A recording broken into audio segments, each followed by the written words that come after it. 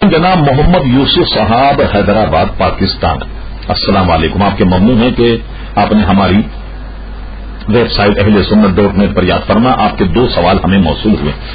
آپ نے پوچھا کہ میرے والد کا انتقال ہو گیا، ان کا کاروباری اشتراک ایک آغا خانی کے ساتھ تھا، لہذا وہ آغا خانی اب میرا پارٹنر ہے. پہلا سوال یہ کہ کیا آغا خانی مسلمان ہے؟ تو آپ کے ذہن میں رہے کہ آغا خانی ہرگز مسلمان نہیں، نہ وہ ہماری جیسی نماز پڑھتے ہیں، نہ روزہ رکھتے ہیں، نہ قرآن تلاوت کرتے ہیں، بلکہ کوئی کام بھی وہ ہمارے جیسا، یہاں تک کہ کلمہ طیبہ بھی نہیں پڑھتے.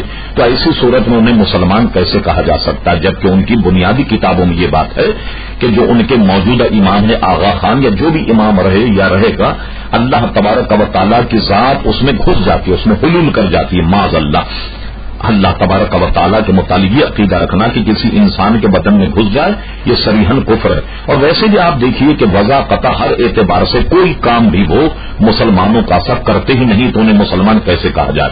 دوسرا سوال آپ نے کہ کیا میں ان کے ساتھ کھانا پینا کر سکتا ہوں؟ میرا مشورہ یہ ہے کہ آپ ہلکا پھلکا ان سے تعلق جاری رکھیے جب تک کہ آپ کی پارٹنرشپ میں علیحدگی نہ ہو جائے.